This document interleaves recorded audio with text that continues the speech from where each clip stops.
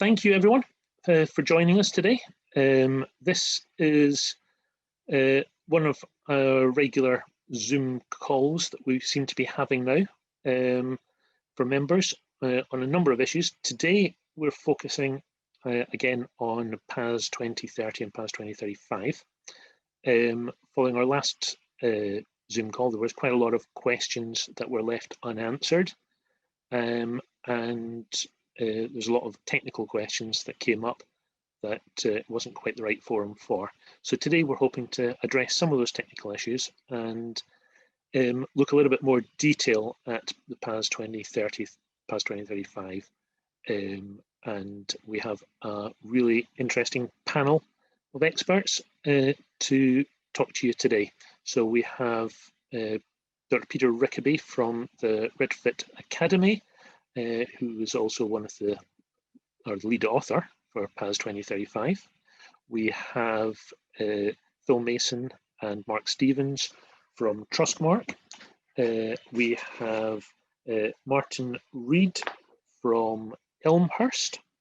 And we have Neil Bowles and Nicholas Ainger, I believe, from Bierce to talk about the technical monitoring side of things.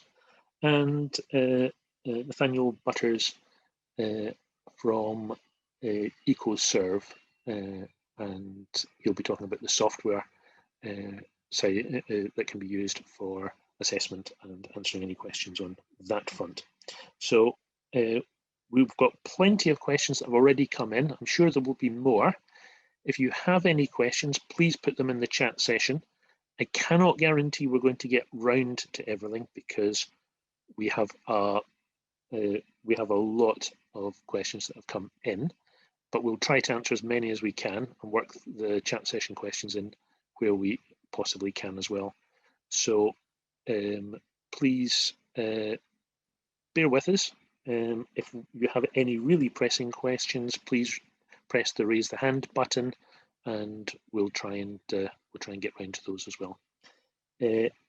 So without further ado, I think we'll kick off with Peter Rickety from the Retrofit Academy, who's going to talk about PAS 2035. Okay, thank you, Kenneth. I first ought to, I think, apologize because many of you will have seen these slides before, so I'm going to go really quickly through them. Some of you may have seen them as recently as this morning, or a slightly longer version. So if you have to suffer it twice, I apologize for that too. It's been one of those days.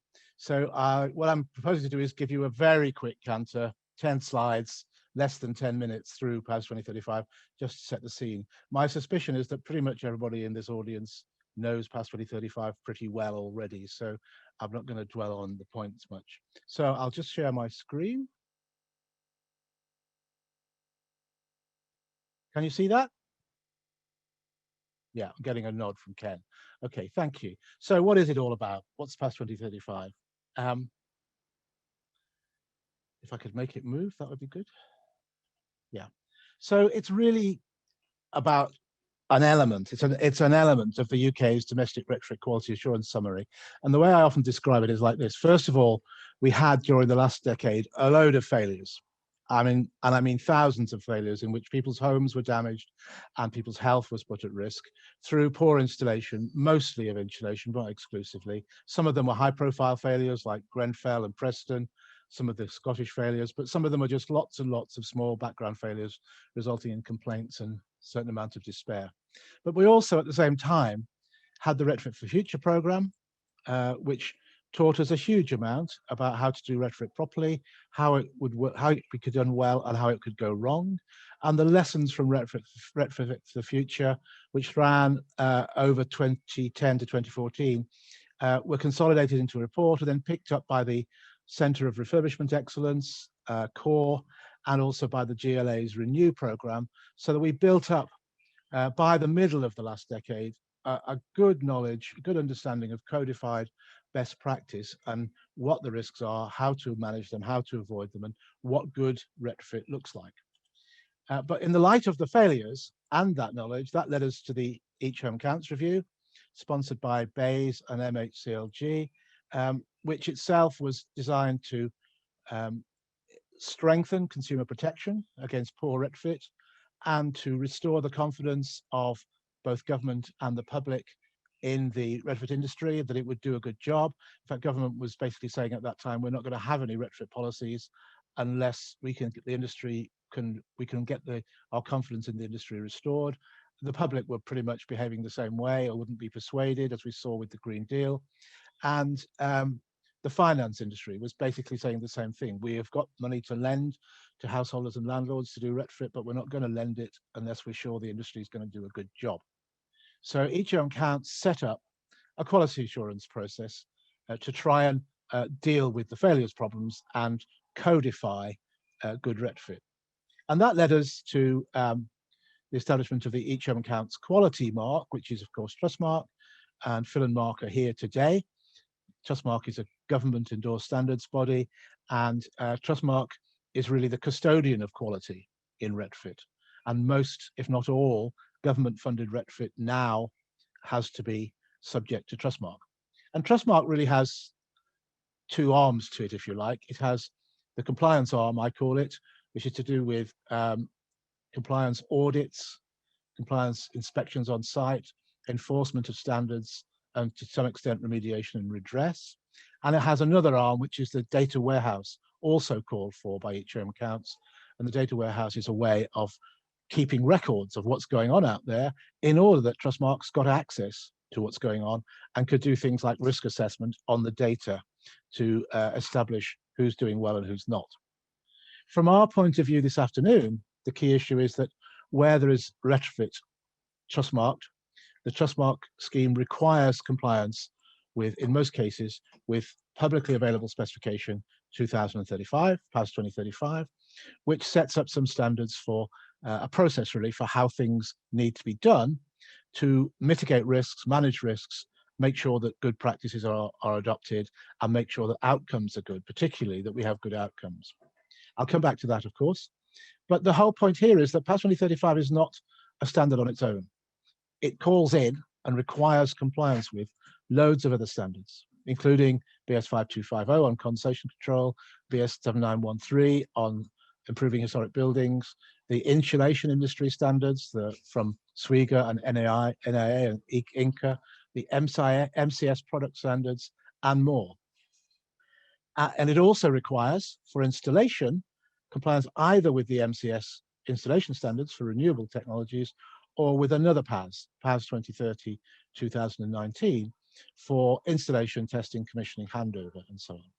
And records of all that work go back into the Trustmark data warehouse. And this grey box at the bottom contains what we call the BSI Retrofit Standards Framework, which was the main standards-related recommendation in Each Home Counts. Out of the 26 recommendations in Each Home Counts, 3 were about standards, and they were focused really on the need to build a retrofit standards framework. And this is a slightly better diagram, I think, of the BSI Retrofit Standards Framework, which was put together by the BSI Retrofit Standards Task Group, which is the standards work stream of Each Home Counts, and it's the only Each Home Counts work stream that still exists and still working. So at the top we have Trustmark, supported by the Code of Conduct and the Customer Charter that came out of Each Home Counts but are now adopted by Trustmark. And then Trustmark requires compliance with PAS 2035, retrofitting dwellings for improved energy efficiency, specification, and guidance.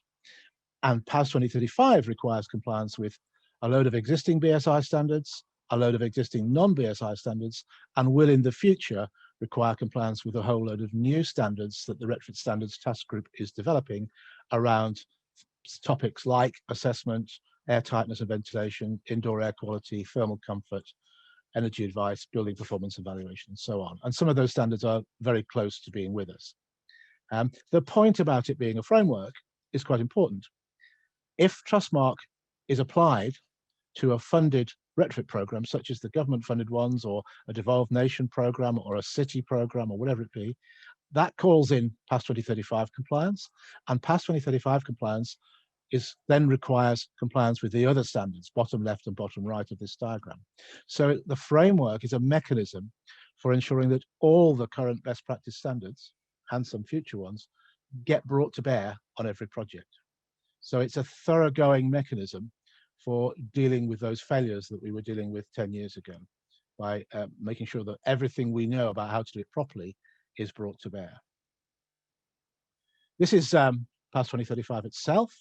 I'm not going to spend too long on it, but essentially it's really a simple standard. There's lots of nonsense out there about how complicated and difficult it is. It's actually really quite simple. It's a simple process from inception to handover, but I'll just take you quickly through the main features. We have at project inception, the appointment of a retrofit coordinator and some other people to other roles. And that's because essentially BEIS deprofessionalized retrofit around the time of the Green Deal and the inception of ECO, and left it in the hands of installers without professional experience, without understanding of building physics, and without understanding of risk management or moisture issues. So they were handed a bad hand of cards, and that's contributed clearly to why we had some problems. So now we have some semi-professional roles reinserted into the process. There is then a risk assessment, which divides any project, well, divides projects into paths A, B, and C, 3 different paths through the PAS, and they depend on the level of risk, and I'll show you that in a few minutes. Once the risk assessment is done and the path through the PAS, A, B, or C, has been established, there is a whole dwelling assessment, which includes a ventilation assessment and an assessment of historical, architectural, heritage, cultural significance under BS 7913 if the building is traditionally constructed or protected. Once that whole dwelling assessment work has been done, there is an improvement option evaluation to determine what measures the dwelling needs to receive by 2050 and which are the best ones of all the options available. And that, through discussion with the client and some advice and agreement, feeds into a medium-term plan for that dwelling, or possibly for that dwelling type in some cases, in order that it's clear where we're going. I'll come back to that in a few minutes. Once we have the improvement option evaluation and the medium-term plan, a design is prepared. The design has to have quite a lot of features, which again, I'll come back to. Once the design is complete, it is handed over to an installer who must be certified under PAS 2030, and PAS 2030 installers can only install to PAS 2035 compliant designs, and PAS 2035 compliant designs can only be installed by PAS 2030 certified installers. So the 2 standards are locked together, if you like, and in fact you should really think of them as one standard in 2 parts. The installer is then responsible for installation, testing, commissioning, and handover, and some handover advice. And then once that is done and the project is handed over, there is an evaluation process. It's called monitoring and evaluation in PAS 2035, but I don't think the monitoring is quite really appropriate. It's an evaluation process whose purpose is to determine whether actually the outcomes agreed at this point on the right have been achieved, and to make sure there haven't been the sort of unintended consequences that led us to all the retrofit failures 10 years ago. And so that evaluation process feeds back to the team, amongst others, in lessons learned. If we look briefly at the risk assessment, these are the criteria. And essentially, these are all to do with the level of risk in the project. The number of dwellings, because that affects the amount of supervision, the average number of measures per dwelling, because that affects the number of people on site, the inherent technical risk of the highest measure, the highest risk combination of measures, and things about the construction and built form of buildings. One of the lessons we learned from Retrofit for the Future and from Renew and from the core work is that retrofit goes wrong at the corners, junctions, edges, and interfaces. The more measures you have, the more likely it is to go wrong. The more dwellings you have, the more likely it is to go wrong. And when retrofit does go wrong, it's usually because measures-based retrofit, such as we've been having to install under ECO, lets stuff fall between the cracks, between one measure and another. If you have measures-based retrofit, nobody owns the corners, junctions, and edges and interfaces, which are exactly where retrofit goes wrong. So we clearly had to move away from measures-based retrofit to whole dwelling retrofit, and that's what PAS 2035 tries to do. What happens in the risk assessment is that under these criteria, you get a grade from A to C in each of these boxes against each criterion, and the overall risk grade at the bottom here is the highest grading you get in against any of the 5 criteria. So if you get a C anywhere, you're in path C. If you get a B anywhere but no C's, you're in path B. If you only get A's, you're in path A. So it's quite a tough retrofit assessment. Most projects will fall in path B. A few very simple projects with no more than 2 measures will fall in path A, perhaps 15%, and a few higher risk projects like high rises, protected buildings, and things of that kind will fall into path C, perhaps 20% in that case. The whole dwelling assessment, which is carried out, is much more onerous and of wider scope than the EPC or eco assessments we've been used to doing. It's based on a deep retrofit assessment, and it covers these 6 categories. The context being the geographical setting and the legal context, the condition involving structural issues and damp and mold and moisture issues, occupancy including vulnerability of occupants, over occupancy and so on, energy performance involving collection of full SAP data or data for use in a full SAP assessment or a PHPP assessment for the improvement option evaluation. Collecting RD SAP data on its own is not compliant because you need the full SAP to do the IOE. And it includes a ventilation assessment to determine whether the existing ventilation system is adequate in the light of proposed improvements or whether an upgrade is required. And then finally, the significance assessment looks at the cultural issues associated with the building, which the designer and the retrofit coordinator need to take into account when they're proposing what to do to the dwelling. Ventilation is a controversial area, and I see we've got plenty of questions about it later. So the point here is that Annex C of PAS 2035 simply says that the existing ventilation system is deemed inadequate if there's evidence of condensation or mold in the dwelling. That's pretty obvious.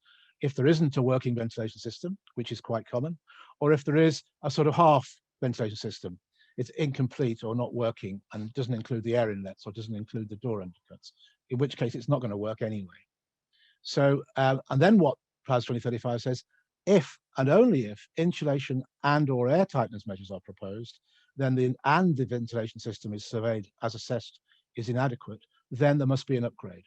And PAS 2035 specifies 2 levels of upgrade, either to intermittent or to continuous ventilation, depending on the post-retrofit air tightness of the dwelling or the intended air tightness of the dwelling. Probably the key part of PAS 2035 is establishing the intended outcomes. This is something that the energy efficiency industry has never done in the past. It's never bothered to ask Mrs. Smith what she wants or what her aspirations for the house are. The industry turns up in a van that says EWI on the side and you get EWI and then off they go. Because we haven't factored the customer into the process as well as we should have done. And that's led to some of the problems. So the improvement option evaluation is the first mechanism for establishing intended outcomes.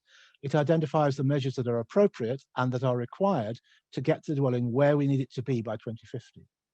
It compares the cost effectiveness of candidate measures using full SAP or PHPP and produces a tabular summary of the options, including their capital costs, their cost effectiveness, and their carbon cost effectiveness. And that becomes the basis of advice to the client on how to proceed and the direction of travel for that dwelling to get where it needs to be by 2050. It's also the basis of the medium-term improvement plan for the dwelling.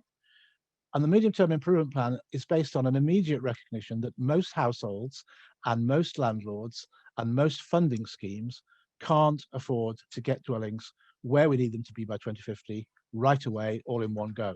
It's just not affordable. We're talking £25,000 a dwelling on average, and that's not within budgets. So we need to stage the work, and the medium-term improvement plan required by PAS 2035 prioritizes the necessary work in stages, usually with a fabric first approach, demand reduction first, but not necessarily, identifies compatibilities, things that can be done together at the same time or should be, and preserves opportunities for the future where measures can't be afforded right now. It summarizes the intended outcomes and how to get there, and it is agreed with the client, and it becomes part of the agreement of what the intended outcomes of the immediate project are. Then the design process starts. There are requirements for the retrofit designers. They can either be architects or architectural technologists or other building professionals, or they can be specialists. All designs, irrespective of which risk path they're in, have to cover all of these things. I'm not going to go through them all, but just bring to your attention that There is a requirement for construction details at corners, junctions, and edges. There is a requirement to consider when specifying the interfaces between fabric systems and occupants, and there's a requirement to include the ventilation upgrade if that is deemed to be required. There are lots of other things that go in there as well, of course, and not least the management of moisture in the building. I put this in because it's colourful and there aren't very many coloured pictures in here, but this is essentially the measures interaction matrix, which is in both PAS 2030 and PAS 2035. I know you can't read it, but it's a matrix of measures against measures. And what it does is look at the way in which measures interact with each other. It's about the corners, junctions, and edges and interfaces. So if you have any pair of measures in your retrofit plan, then if they intersect in a yellow square, that means a construction detail is required. So this is an aid for the designer to know when a construction detail is needed. If they intersect in an amber or orange square, that means compatible. They may not physically join together, but the two measures need compatible specifications. If they intersect in a green square, they don't interact. And if they intersect in a red square, you shouldn't be doing those two things together in the same dwelling because they're not compatible. So it's a design tool and a data source for the risk assessment. When it comes to installation, as I've said, installation must comply with PAS 2030. The installer must work to a PAS 2035 compliant design. And PAS 2030 includes all the same requirements it always has, right back to 2011, all these things on the yellow bullet points here. There's a requirement in PAS 2035 for advice to be given to householders and landlords and to occupants if they're not the same.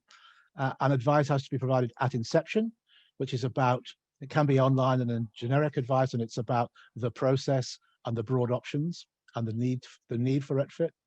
There's advice after the improvement option evaluation, which is where the medium-term plan and the agreed outcomes come from.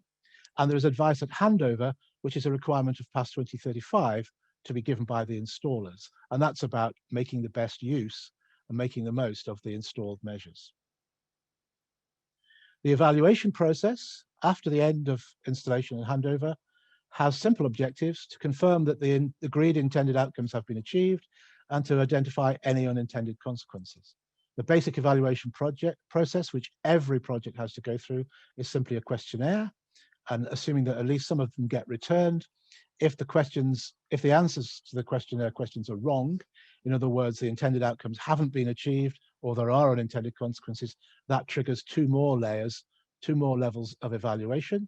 These are time-consuming and expensive, and they're to do with investigating poor outcomes and unintended consequences, understanding and resolving discrepancies between predicted and actual outcomes, and remediation. They're deliberately escalatory because the idea is that this escalatory evaluation process should act as a deterrent. If anybody's been through this process once, with the time and cost involved, they won't want to do it again, and they'll have more incentive to get it right in the first place. And getting it right in the first place is absolutely what we're about. We, in a climate emergency, we have 27 million dwellings to improve, and we can't afford, nor do we have the time, to go around twice and put things right. And if you look at, for instance, the failure at Preston, the CESP-funded EWI project with 300 houses involved, the remedial cost is of the order of £6 million for those 200 or 300 houses, and 7 years on, the occupants are still waiting for it. So that kind of cost and delay we cannot afford anymore. We've left it too late. So to summarize, we have a Retrofit Coordinator in PAS 2035, required for every project, protects the customer's interest and the public interest, must agree the outcomes with the client, coordinates the work. We have a risk assessment, which determines the path through the PAS and some of the required qualifications. We have a whole dwelling assessment, which deals with those 6 topics we looked at a few minutes ago. We have a design process, which is based on the improvement option evaluation and the medium-term plan derived from the improvement option evaluation. The requirements for design depend on the risk path, and there are extra requirements for traditionally constructed and protected buildings. Every design has to do moisture management, and ventilation upgrades are required if the existing ventilation is assessed as inadequate.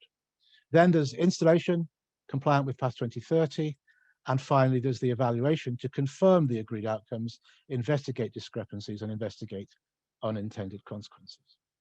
So that's my rapid run through past 2035.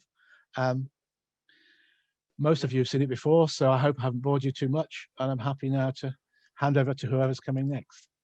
Thank you very much, Peter. That's always useful to hear you talk about past 2035.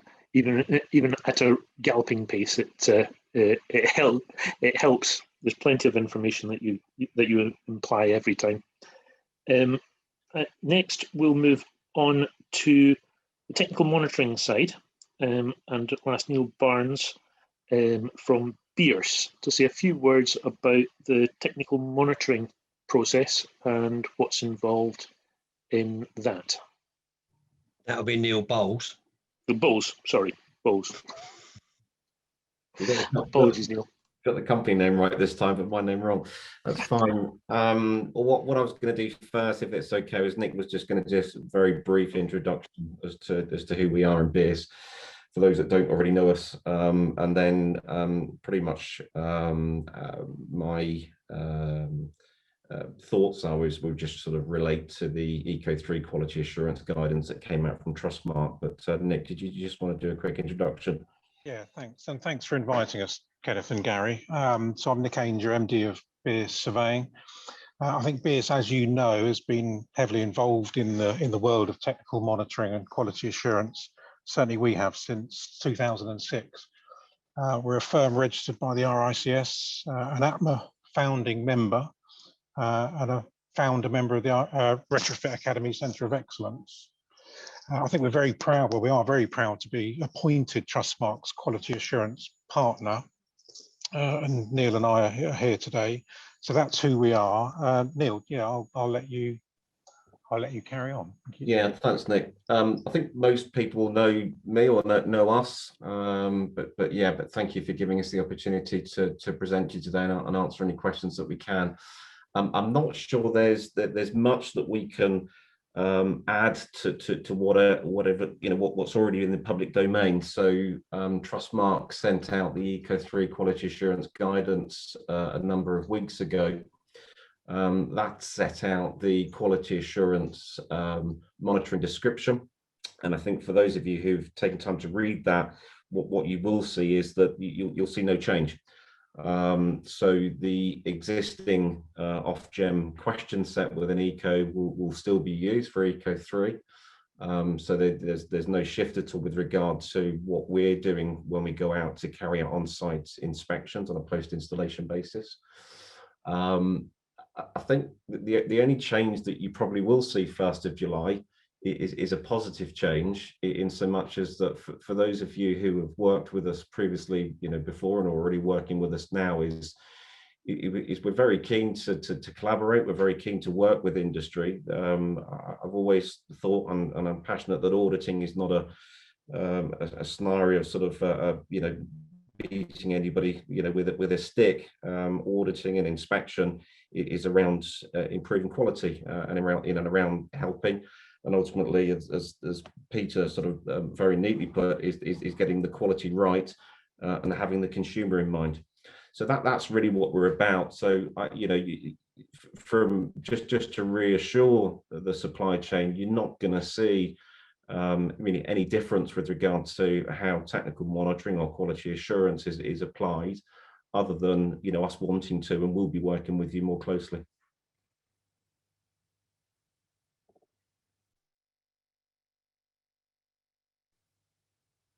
Thank you very much. Yeah. Thank you. We can then move on to Martin Reid from Elmhurst, who is going to say a few words about the certification and assessor monitoring side of things. Hi, I'll try and share my screen with you. Every system works differently, doesn't it? Can you see my screen? With Yes, the picture of we me can. on? That's lovely. Okay. Welcome. So thank you very much for inviting us here today. My name is Martin Reid. I'm the Managing Director at Elmhurst Energy. Really good presentation from Peter on past 2035. Just a couple of points I wanted to draw attention to from my perspective. PAS 2035 was never devised for eco. Eco actually came to the party quite late on. PAS 2035, as Peter was saying, was part of Each Home Counts. So I think what we're going through at the moment is a little bit of sort of clashing of two different worlds coming together. And I think that's probably very obvious to everybody. And it will be, there's a degree of pain and there's a degree of learning on both sides as those two different approaches come together. One of the major drivers for PAS 2035 and why they wanted to adopt it in eco was all the consumer protection things that Peter talked about, but also something else that was very important, that one of the questions has already come up about this balance between fuel poverty and zero carbon. One of the BASE's objectives is fuel poverty, but another one is very much about zero carbon. And it was made very clear that the progress that was being made through previous versions of eco and certain assessment and all the rest of it, we weren't going to achieve those targets by the 2050 date. They had estimated that we need to move from something like 1.01 measures per property to at least 3. So that was another major drive towards PAS 2035. And if I was to describe it to a layman, I think it's about two things really. One is the role of the retrofit coordinator and the responsibility that individual takes on, and the way that they are an advocate for the consumer and the homeowner. And what they're doing is taking an engineer's approach, I would describe it, to looking at that home, and that home comprises both the building, the house, the flat, and the occupant, and they're both intrinsically linked, and making sure that what is being done is right for that home and that occupant at the time. And relating it to one of the questions that came up during Peter's conversation, what about fuel poverty? If one of the intended outcomes for the occupant of that property is to reduce cost, and not forgetting sometimes actually on the road to zero carbon, we may impact increased costs, and moving from gas to electric, in some instances that will happen. That needs to be explained to consumers to make sure that the priorities for the medium-term plan that Peter described are appropriate. So just wanted to come back on those 3 or 4 points before I just go through 3 or 4 slides introducing me and introducing Elmhurst. So Elmhurst Energy, you may or may not have heard of us, but we're very big into energy performance certificates, and that's what we're experts in. We're not a software company. We spend all of our time doing energy assessment work. We're now the largest EPC accreditation scheme in the UK. We issue more EPCs through our software than all of the other schemes combined. And we train people and we accredit, and I'll explain what accreditation is about, and we control their activities and we provide them the software tools that allow them to do it. And most interestingly, probably for this audience, that we're the current holders of the Energy Efficiency Association National Quality Management Compliance and Training Company of the Year. So I think we've had an extended term because the event last year was cancelled. So I've got 2 years for the price of 1, but we'll be entering again when it's next run, and I'm sure we'll win it again. Right, so a little bit about us. Established in 1993, so we've been around for an awful long time.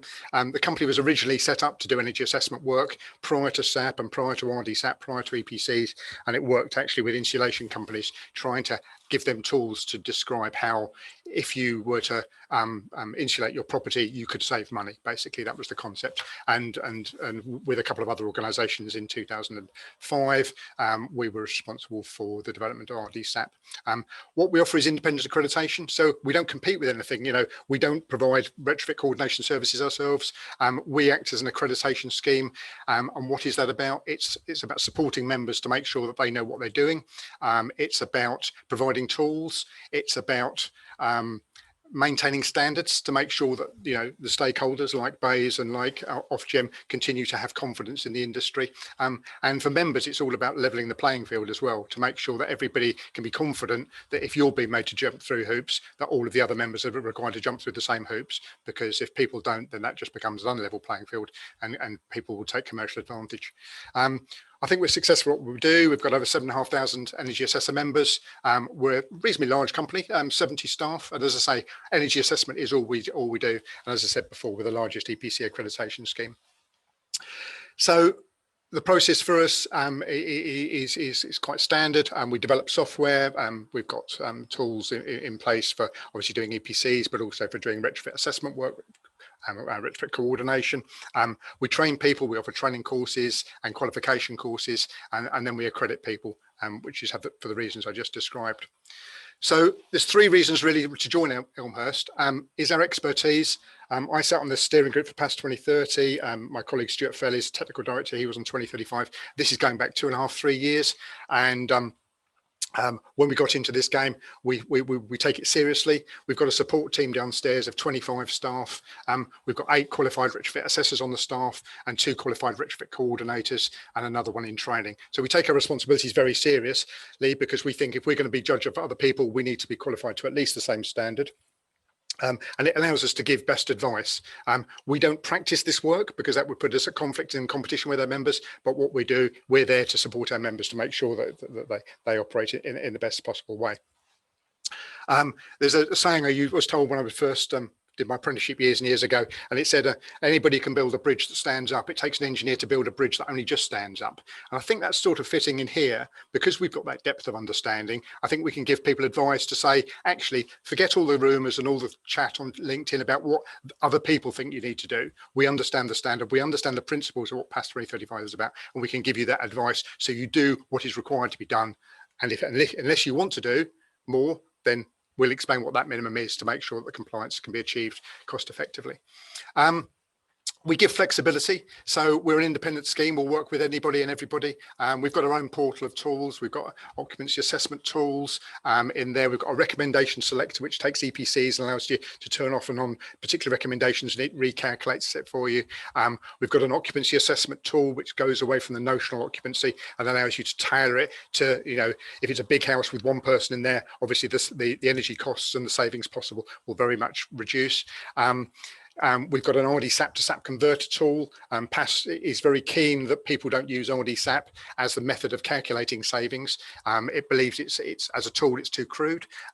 So what it requires is for people to use SAP, and what we've created is a tool which can take an RD-SAP and convert it into a SAP and allows you to open it up. And that gives great opportunities for installers and retrofit coordinators, because if you know more about the property than RD-SAP allows you to input, then there's often great opportunities to give a result which is much closer to the truth. As part of this independence, we work with everybody. You know, we're obviously integrated with Trustmark, but we're also working with EcoSurv. We don't ourselves have a sort of end-to-end tool that works from throughout the supply chain. We're very much focused on people operating as independents, but obviously there is a market for that type of tool. And I know that Nathaniel's going to be talking to you later about the good work that EcoSurv do. And we work in partnership with them, and work is transferred between the 2 systems and through to the data warehouse. And an important thing on our flexibility as well is we work with whoever you choose. There's no restriction with Elmhurst. If you're a retrofit coordinator with us and you want to work with a retrofit assessor from Stroma, that's absolutely no problem. It comes into our system. It just works. We don't funnel you down into a way where you can there's only one solution and only one possible outcome. The third most convincing reason, I think, is the last one. And I think it builds upon what I said earlier about our market position with regard to energy assessment and the work we do with government and have done in the past.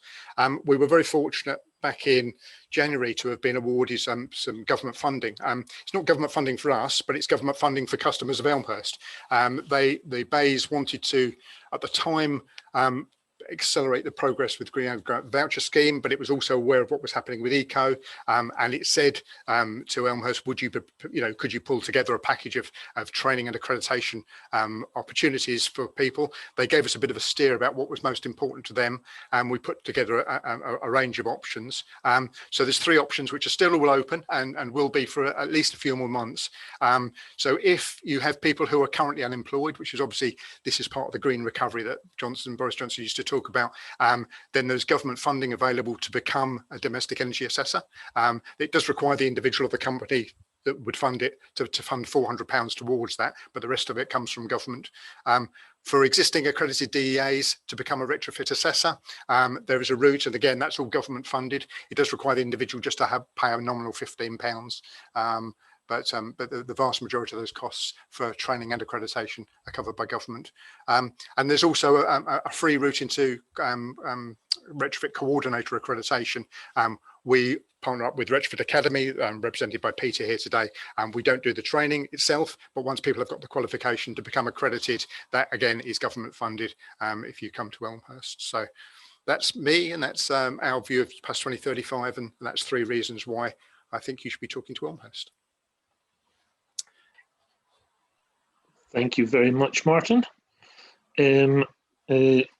We will move on from the accreditation side of things to, on the assessment side of things, I should say, to Phil Mason and Mark Stevens from Trustmark to look at the Trustmark Lodgement and what Trustmark's doing.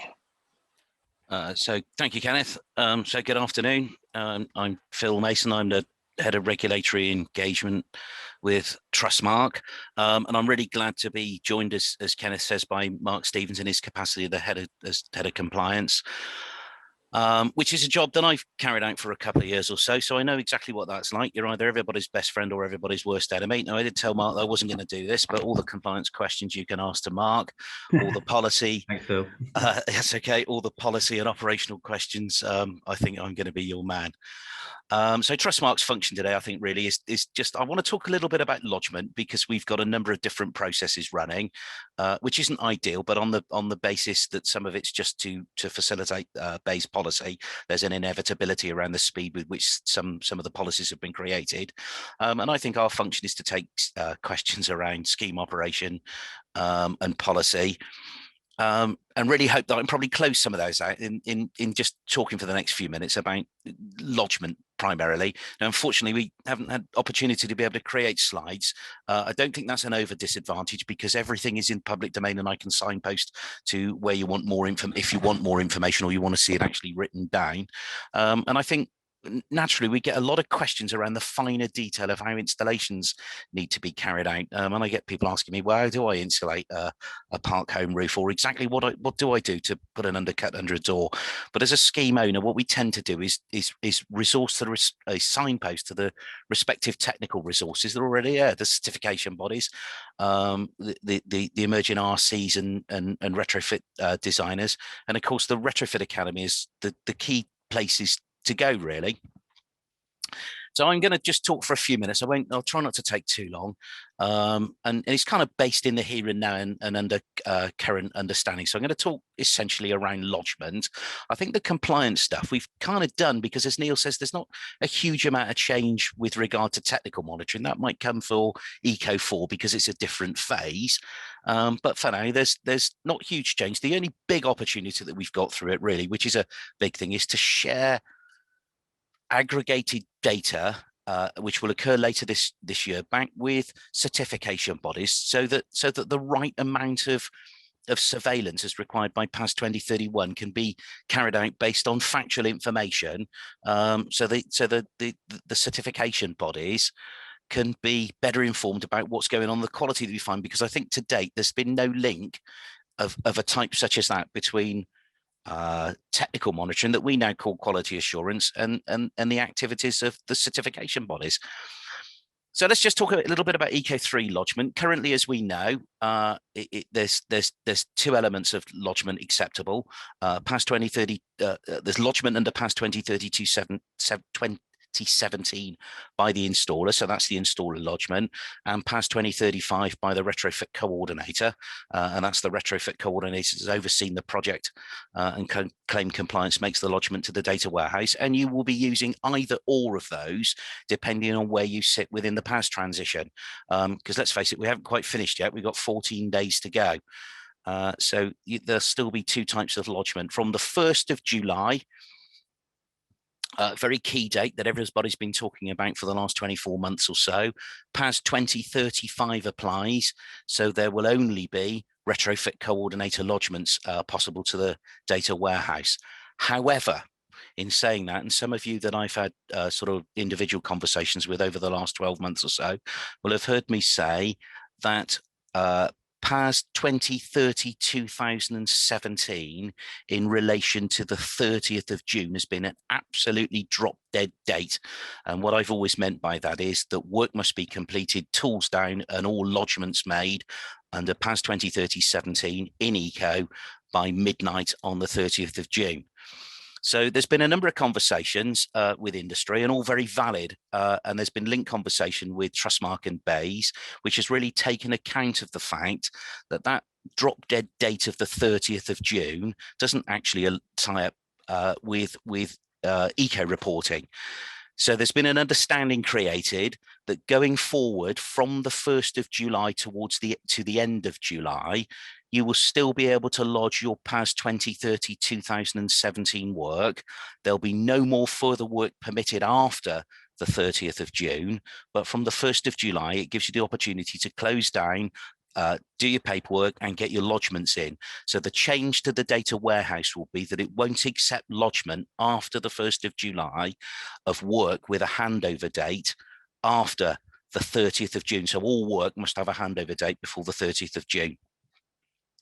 So I think there's been a couple of questions kicking around in relation to guarantees and how that might all work that have been sort of repetitive. Well, I don't mean repetitive negatively, repeat questions, I think is what I mean, about guarantees being able to be lodged after the 1st of July for work that was already carried out. So we think that's okay. Your guarantees will just be lodged in the same way in the data warehouse under the PAS 2030-17 route as they are currently. Just it's that the handover, the guarantees will need to be effective from the handover date. So they will need to be married up. So just to reiterate, there'll be no more work to PAS 2030-2017 after midnight on the 30th of June, but you can continue until the end of July to make your lodgements. So the drop dead date that's always been spoken about has been eased a little bit for practical reasons to support you. And I think that's a welcome judgment. Okay, Green Homes Grant Voucher Scheme, just to be clear about what's required there, is predicated on PAS 2030-2017.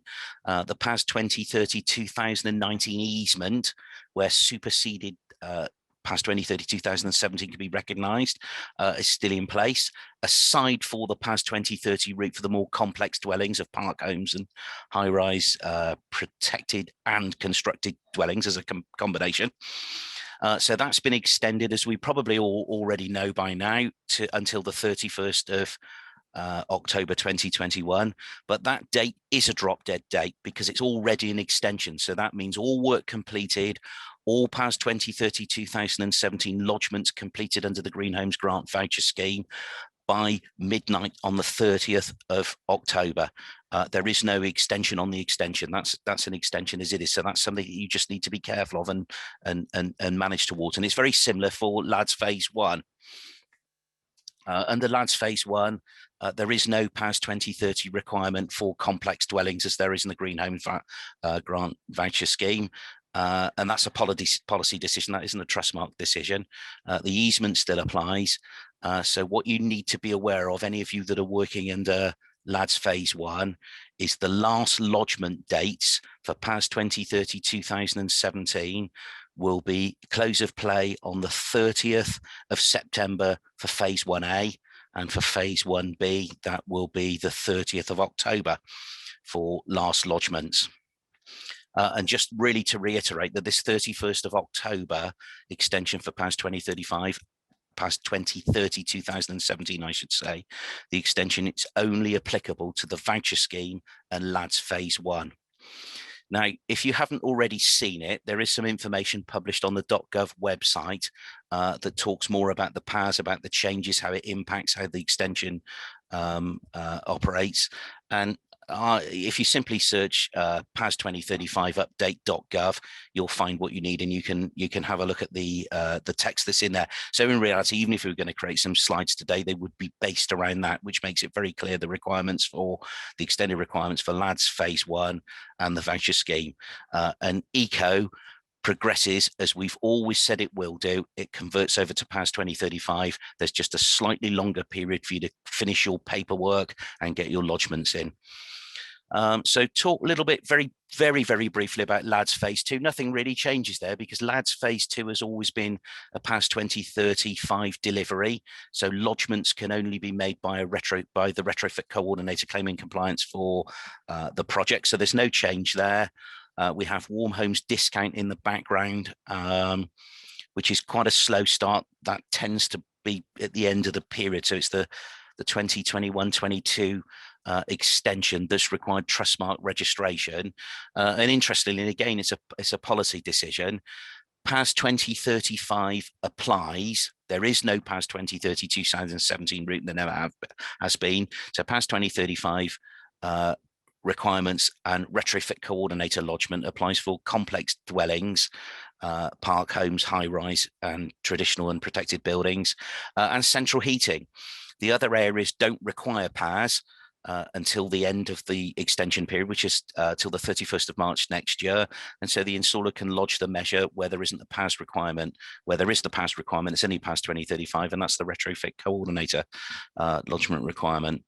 So I think that's a little bit of a whistle-stop tour of the varying lodgement requirements they are, and it's a little bit of information in there to digest. So look at the government website, which will give you a good summary. We're in the process now of updating the LADS and Green Homes Grant Trustmark requirements documents. They've been written.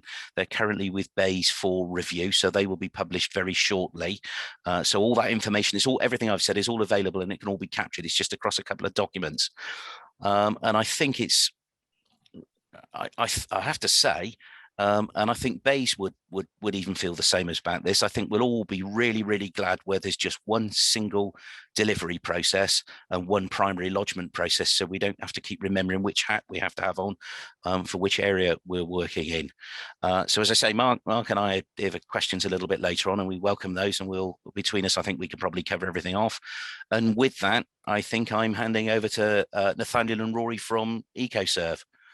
Thanks for listening. Thank you very much, Phil. And yes, indeed, it is Nathaniel and Rory, if you want to take it from there. Thanks, Kenneth. It's actually myself and Andy Blythe today, who's our head of business development. But yeah, it's all good. Thanks for the invite, Gary and Kenneth. Always a pleasure. Some great presentations so far. I know we've got the last slot, so we won't take up too much time because I know everyone's got burning questions when it comes to ventilation and all things past 2035, no doubt for Peter and Neil. So I'll deflect that one where we can. But yeah, it's great to be here. Just a bit of the background about us and what we do. So at EcoSurv, we provide software and workflow management solutions for the installation of energy efficient measures for government-backed energy efficiency schemes in the retrofit sector. Our passion is driving business efficiency and solving problems through smart applications and technology. That's what really gets us revved up, and we've been in the market now since 2013, so fully tried and tested through all of Eco. So I'm here with Andy today. He's going to be doing a short presentation. We'll keep it short and sweet, just giving you a bit of an overview of what we do, how we're supporting that transition with the supply chain through the use of software and technology. And yeah, over to Andy. Thanks very much, Nathaniel. So I'm, for those of you that don't know, I'm Andrew Blythe from EcoSurv. I have met a few of you before. As Nathaniel said, we're getting towards the end of the webinar today. So we're going to try and sort of aim for about 5 to 10 minutes, hopefully, and then we can just crack on with, no doubt there's quite a lot of questions to come through. So I'm just going to share my screen now, and you should be able to see my PowerPoint. I'll just maximize that full screen. Yeah, there we go. Okay, we're up and away. So just a couple of the points that Nathaniel really just mentioned there as a background. If you don't know EcoSurv, we are an eco specialist software company. So we only deal with the eco workflow, but all we do is to create software through our iPad apps and through our web-based portal for installers, fitters of energy efficient measures under the eco scheme. And we've been around since the beginning of Eco, so 8 years now. And the two founders of the business are still in the business, so we've got very much the same sentiment as we did at the very beginning in those Wild West days of Eco 1. And we've covered all schemes in between. And obviously, we're looking forward to the transition to Eco 4 as well, once the consultation does hit, and I believe it's next month. Now, we're in the business as a specialist software company of document population. So we collect information and gather evidence out in the field as a lead generator, a surveyor, a fitter, as any kind of operative who's attached to an installation company. and we then place that information automatically onto documents which are required by funding companies under ECO, so your utilities and your managing agents. And that's what we'll always continue to do. But at the same time, we also have to be compliant with PAS framework. So we're transitioning now into the new standard PAS 2030-2019, but we always have to ensure that we are working alongside the sentiment of how the install should go, and to make sure our documentation reflects that. We do work through end to end. So if you're an installation company, you can get your door canvassers on our system, you can put your leads onto our system, you can bring all your operatives into our workflow, and you can produce your documentation at the back end and actually interact with funders as well. So we cover that whole journey in a digital fashion, so that you're not having to work off system using paper or spreadsheets or whatever else. It's just all in one place. So that's just about a bit of an intro, and we've been through a lot of this today, but in terms of the new PAS standards and just the way we see it, PAS 2030-2019 is obviously an install process, as was PAS 2030-2019, which is coming to an end this month. The new standard, or the new specification, builds upon the existing to improve the standards really. And obviously it's looking exclusively at retrofit of dwellings. As part of that install process, we now have a new mechanism with the design process, which must take place with the new individuals involved in that. And obviously installation companies now must be Trustmark registered as part of the framework. And all this is needed in order to get your ECO funding, contract in the first place, and obviously to continue to get paid by your funders. PAS 2035-2019 is the design process, which is now embedded within the 2030-2019 process itself. And as we mentioned before, it's there to improve the standards. We've got new people, new operatives involved in the workflow now. So we've got, as we're all aware, retrofit assessors. We may have a retrofit designer. We've got a retrofit coordinator who's overseeing everything, and actually managing that whole project-based approach. And obviously now we're looking more at a property rather than just picking off individual measures, because obviously we have to be very mindful of those long-term government targets. So I just wanted to set that scene there, because we've had to apply this to our existing ECO workflow. And I'll touch upon some of the main things that we've done here to incorporate those elements into our existing software to make sure that we're compliant, and we'll continue to do so through past the 1st of July and indeed into ECO 4. So 2030-2019 is our installers workflow, which we've had since the very beginning of our business being set up. And we've had to build in the new PAS certificates and certification into the settings in the system, so that all the relevant information can pull through to the documents once you're getting through to the submission stage. We also allow for an installer now to invite in those relevant individuals in the design process, and in fact in the install process as well. So we're looking at the ability to invite in a retrofit assessor, a retrofit designer, a retrofit coordinator into the EcoSurv system, and to actually manage those operatives from within our workflow. Once tech survey and retrofit assessment have been completed now at a property, we now have the ability to assign a job to a retrofit coordinator who will then obviously manage that project and then review the documentation the tech survey provided, and then obviously go on to produce their own documentation on the back of it.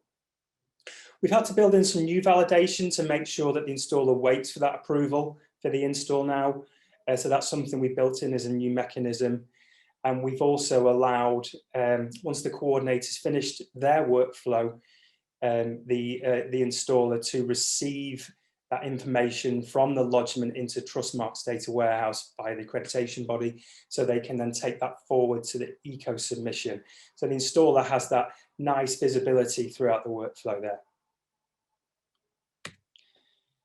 just to talk to you about the design process. So it is an add-on to our existing workflow.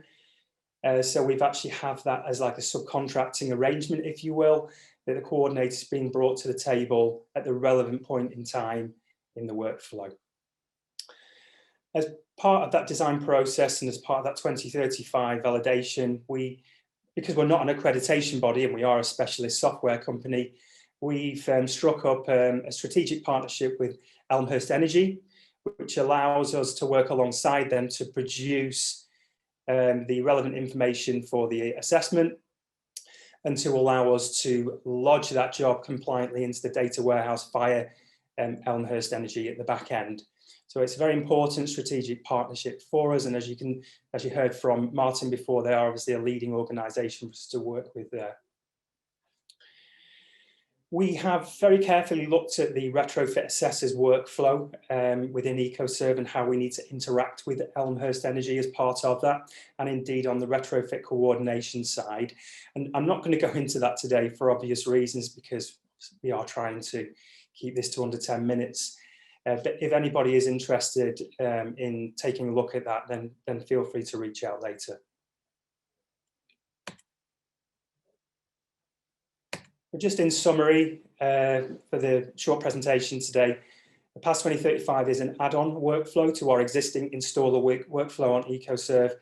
But we must remember that post-June, once we hit 1st of July, and we're obviously looking to carry on getting our eco funding, we need to ensure that we are compliant to get paid. Because if we stop at the end of the 2035 workflow, we're going to fall short of our funding requirements. So we need to make sure that our eco documents are compliant.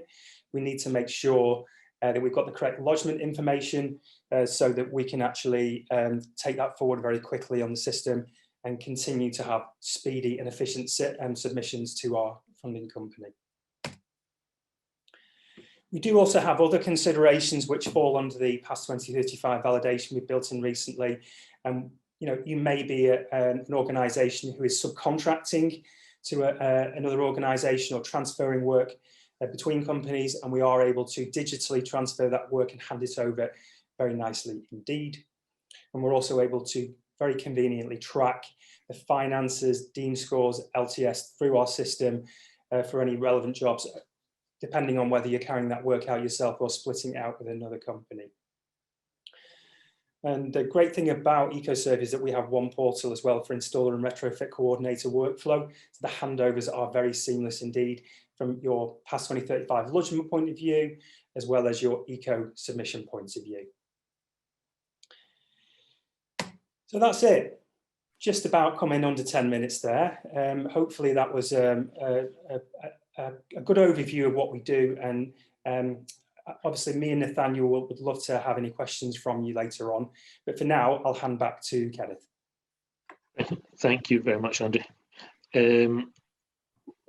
That I think wraps up the presentations, and I'm sure I can see in the chat sessions there's a couple of questions coming through already, but if anyone has any questions, if you can please put them in the chat, and we will try and get through as many as possible. I'm going to start off with the first question, and this is because we've had so many questions about the topic, and Peter has alluded to some of the answers in this, but there's a question from Stuart Code here from Installers UK. An air tightness test can be used to prove that an intended measure hasn't reduced the air permeability below 5 cubic meters, etc. Is this to mean that the test is to be done after install or before, with some of the tolerance allowed for insulation, or both? Would this be part of the assessment and therefore submitted by the assessor, or can the installer submit evidence straight to the retrofit coordinator after the install? I think that's one for you, Peter. Yes, that's easy. The assessment of the ventilation system is made as part of the whole dwelling assessment. You can test the air tightness and if you want, but it's not required. The if and only if the ventilation system is deemed inadequate and there are insulation or air tightness measures involved, then a ventilation upgrade is required, and it will be either to intermittent extract ventilation of some form or other, or to continuous ventilation, and the air permeability of 5 is the discriminator for that purpose. So if you want to use an air tightness test to show that you have not improved the air permeability below 5, that's fine. You need to do the air tightness test after the installation of the measures, not before. Loads of dwellings will be at different levels of air tightness before, but adding insulation dramatically improves the air tightness, but inherently. So the test has to be done after the installation of the measures and can be then used as a discriminator as to whether or not you need to go to continuous. Quite a lot of installers are shortcutting that and saying the difference in cost between upgrading to intermittent extract ventilation and, for example, decentralized continuous mechanical extract ventilation is very small. It's just some different fans, and therefore they're defaulting to the higher standard in order to avoid the need to demonstrate one way or another. Thank you very much, Peter. I don't know if you want to, if that's answered your question clearly enough, Stuart. I know you had a couple of other questions if you were wanting to make any follow-up.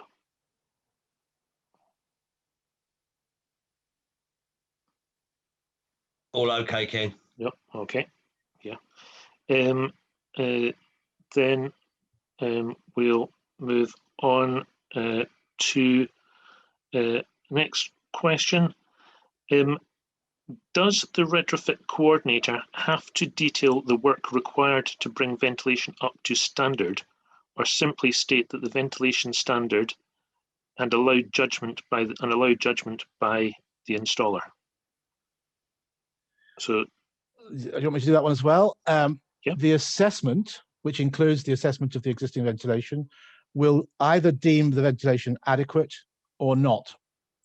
If it's deemed inadequate by the criteria in Annex C and insulation or air tightness measures are proposed, then the design must include the specification of the ventilation upgrade, whether it be to continuous or intermittent, whether it be calculating the size of the background ventilators, calculating the capacity of the fans. The criteria for that is all in Annex C, but it's the designer's job to incorporate that upgrade in the design package.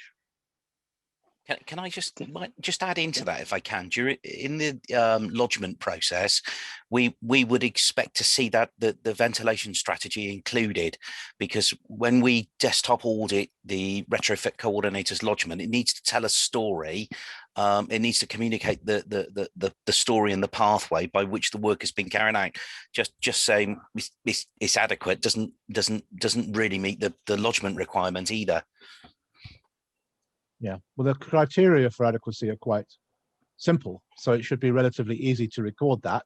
And I'm assuming that everybody's software will, which is recording assessments, will record the criteria against which adequacy is tested, and that certainly should be included in the lodgement of the assessment report.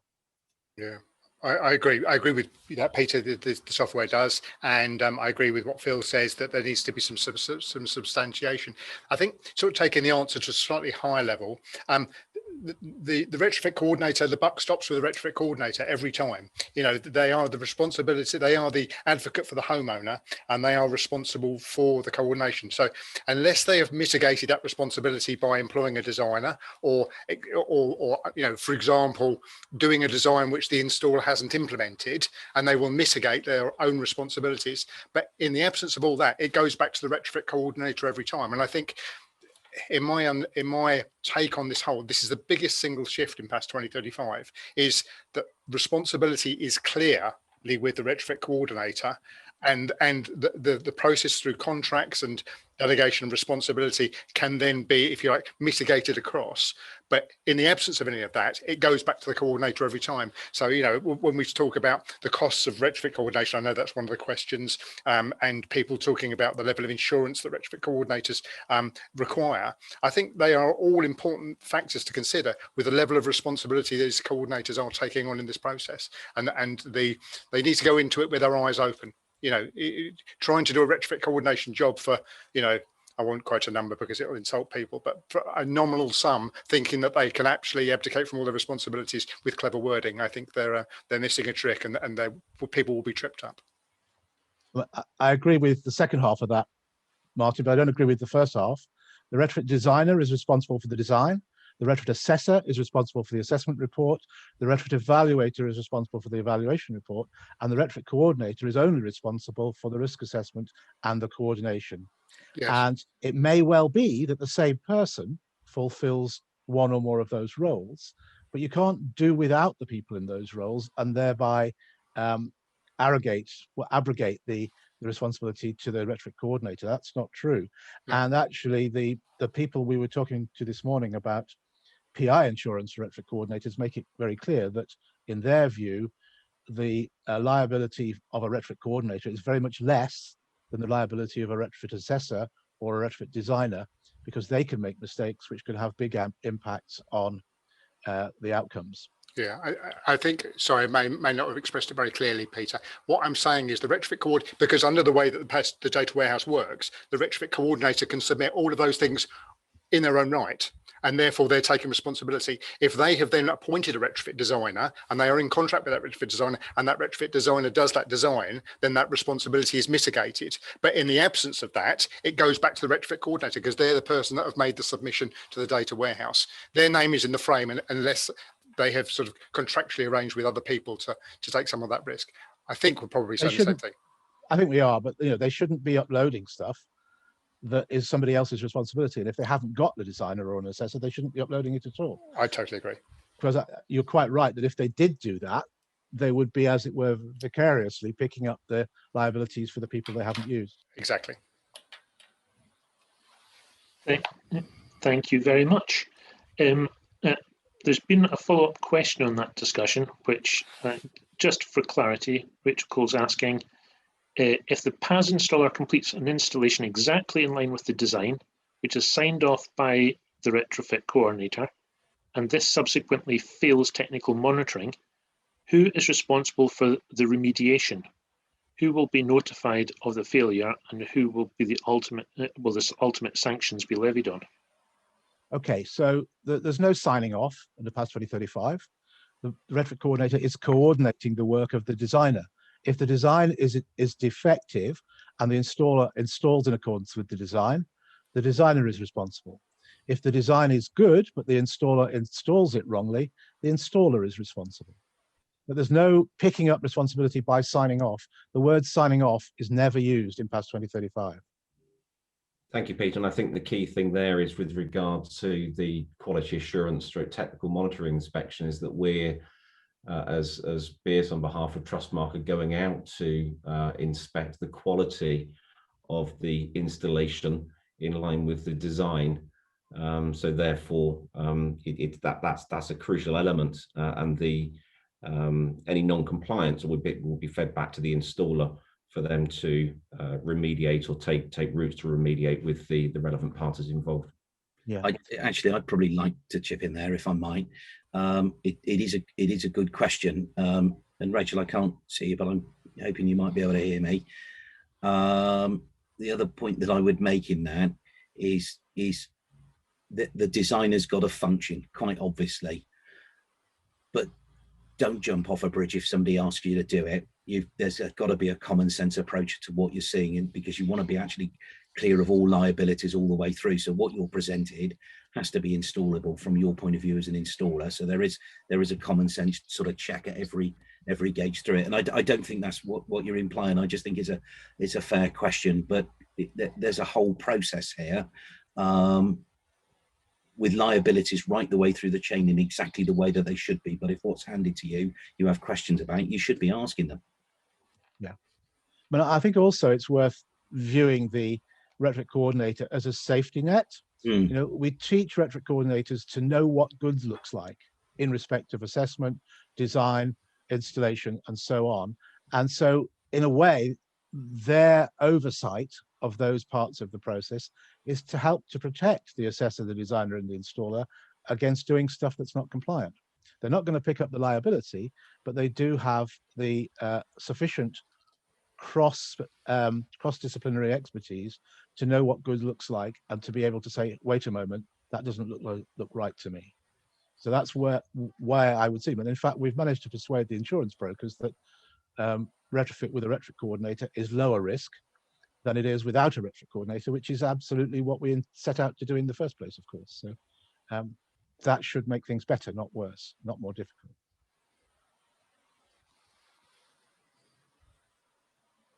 You're muted, Kenneth. Thank you very much. Sorry, I was in the chat session, so when I pressed the space bar to unmute myself, it just filled this chat with a whole load of spaces.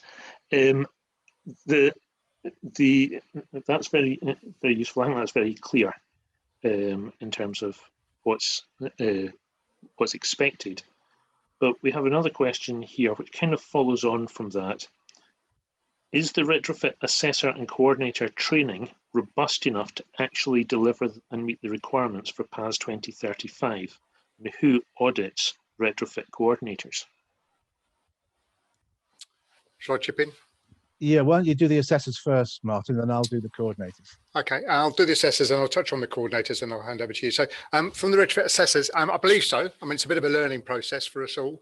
Obviously, being a DEA is the start of it. There's a lot of the things that the DEAs have to do about the age of buildings and things like that, which they're quite familiar with.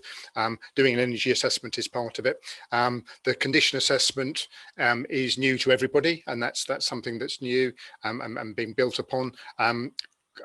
Occupancy assessments, that's something that was done a bit on the Green Deal and has been modified over time. So what we've done as an industry, all of the accreditation schemes have come together and effectively written a national occupancy specification of all of the things that PAS talks about, all of the best practice, and that's constantly being recirculated around to make sure that the training is as comprehensive and as good. And some of the issues, you know, as we're talking about with the relationship between the retrofit assessor with the retrofit designer, it's a learning process. I think it's a 2-day course. I get really good feedback from it, and I think that the retrofit assessors, because of their background, do feel suitably equipped to be able to go and do the assessment work they have. Just one word on the coordinator. Obviously, that as a qualification has been around for a number of years, and I think it predates PAS 2035, and there's things that PAS 2035 introduced which necessarily weren't within that original qualification, and I think there are instances where there is a bit of a gap between what PAS 2035 now talks about and what that retrofit coordinator qualification, and I know that the Retrofit Academy are closing some of that gap, and I think there's responsibility also on accreditation schemes to make sure that that gap is closed as quickly as possible. But as you have experienced during the conversation today, we're learning all the time, and as wrinkles are being identified or gaps being exposed, things are being introduced. There's a working group at the moment sitting talking about ventilation, which is coming out with some rules and guidance on ventilation, and the PAS 2035 steering committee is talking about the next revisions. So as those processes go on, it's got to be an iterative one to review the training and competency requirements to make sure that people are suitably equipped. Peter, to you. Yeah, I mean, my answer in regards to coordinators is almost exactly the same. In fact, there aren't any gaps at the moment. The previous core-led retrofit coordinator training had gaps, yeah, because it was written before PAS 2035. But the current level 5 diploma qualification, the off-qual registered one, was developed alongside PAS 2035 and is pretty much completely consistent, although there were a few things that changed at the last minute that we've had to pick up. I think my reservation about it is that we're turning out a hell of a lot of retrofit coordinators at the moment, and Bayes keeps throwing money at the Academy to train more of them for the obvious reason that we need them to support all these programs. And what we find is that there are prerequisites before they can train with regard to previous qualifications or experience in the industry.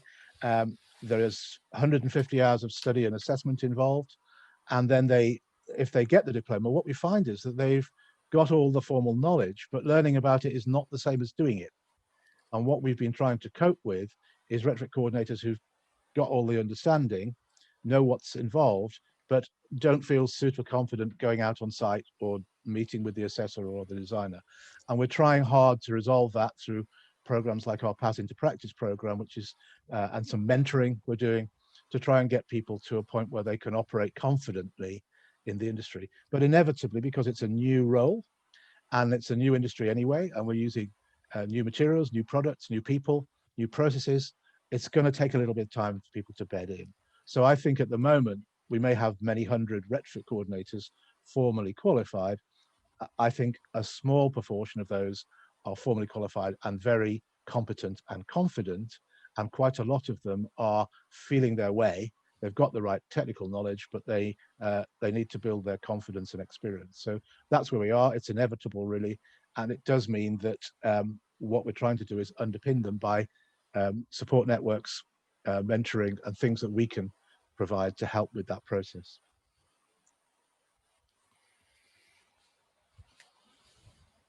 Thank you, Peter. Thank you, Martin. I hope that's answered those questions. I'm moving on quite quickly because I'm aware that we've got quite a lot of questions.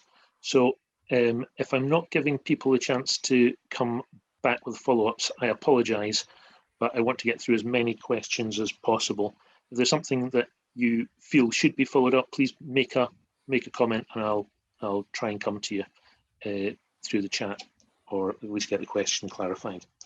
Following on from that, we have a question from Naismith.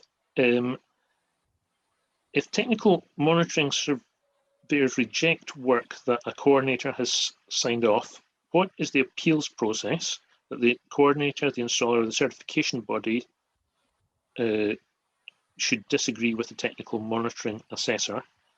And can BIRS make the technical monitoring checklist available to retrofit coordinators? Is there somewhere they can, retrofit coordinators can download that so they can see what they're really supposed to be tested against?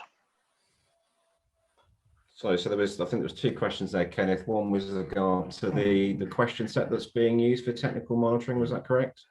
So the second part was, is there a checklist that is being used for the technical monitoring inspectors? There is, and that's, yeah, there is, and that's in the public domain and has been for a while. So that's the current version 1.4 of the eco question set, which Ofgem have set. Yeah, we purposely kept using those to keep continuity within the industry. So that's the question set that's published, and also the innovation question sets as well. Correct. Okay, and the second, the first part of the question was, what is the appeals process if the coordinator, installer, or certification body disagree with the technical monitoring assessment inspection? Do you want to answer that, Mark, or do you want me to go through that? Right, yeah, I suppose if you followed the BIRS process and BIRS have come to a decision, then what we can do is we can work with the schemes, and if a scheme is happy or a certification body is happy to sign off and confirm that they're happy with an install, then we will deem it as compliant, because there are situations where things aren't black and white and 100%. So in those situations, we're happy to work with the schemes and work with BIRS to make that decision. And it is a point to note that the appeals process on non-compliant and Cat 1s and the timescales for remedials are held within the Trustmark Eco3 quality assurance guidance that came out a few weeks ago. Yeah. Actually, I think it's also really important to say that whilst there's an appeals process there, that needs to be evidence-backed. It isn't just something to be used by default, has been the case in some situations historically, and certainly some that I'm aware of. It's there to be backed with evidence to suggest that the judgment could have been better, and that's what an appeals process is for. Now, if at the end of that appeals process somebody just simply doesn't like the response, it isn't whether somebody likes it or not, it's whether it's right or wrong, which I think is really important to say. So this notion of working with scheme providers is more than a notion. It's a valid one. It's a process. It's something that's there to be undertaken. But it would be there not simply to be escalated just because somebody doesn't like the response. It would be there where there is evidence that needs to be taken into account, and a certification body as the scheme provider needs to be brought in and either be prepared to take written responsibility and testament over the judgment that's made, which would uphold the appeal, or not. So there is a process, and I mean, I think one of the things that we've got to do is actually get a few in and put them through the system. You build a ship, you've got to get it. I mean, we know what the ship looks like because we've used it, but it's really good to get out to sea, put it through a bit of rough weather and see what works as well. It would be my view there. And I think we're very open about that. It's a new big undertaking starting from the 1st of July in a just a slightly different way. The only advice I can give, if I could be so bold, is that if evidence is being supplied to appeal an outcome of an inspection as a non-compliance, is that what we would encourage, and we certainly have done for a long time now, is that the evidence that you submit must be full, must be complete, and include everything that you want to include. I think the problem that Phil just alluded to there is that we're finding something with an eco, is that, particularly with technical monitoring, is that some appeals are going backwards and forwards and have done for months on end, and suddenly new data arrives or new evidence arrives. So I think my advice is to try and speed the process up and to make that process a lot slicker for both parties, and certainly for yourselves, is to ensure that the evidence that you've got and you're presenting is full and complete, and addresses the issues of non-compliance if that's the case.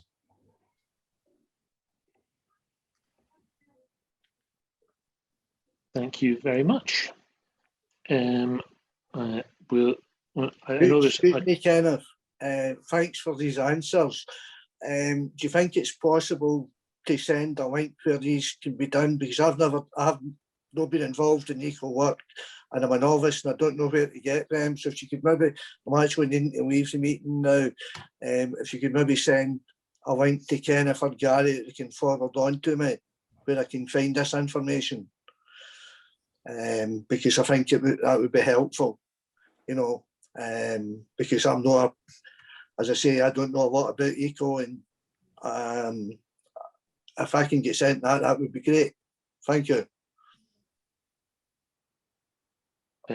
Thank you, Ian. I'm leaving now. Thanks. Bye. Thank you.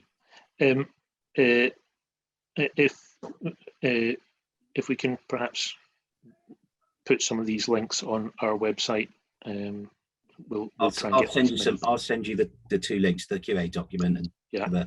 I noticed that they've been put in the chat session by other people, so okay, that's on the eco monitoring side of things. So, but thank you very much.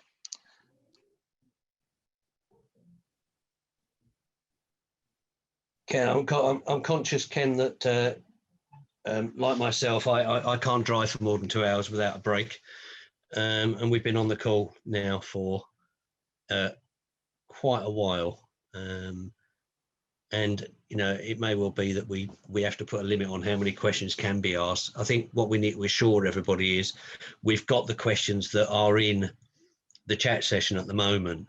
Whatever questions don't actually get asked, what we'll do is we'll forward them on to the relevant people on the panel, and get the replies back as soon as possible, and send them out to you.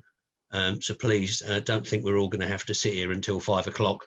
I know there'll be some Welsh people on the call that will want to go and watch the Wales-Turkey game. But with that, I'm going to shut up, otherwise I'm taking up the time.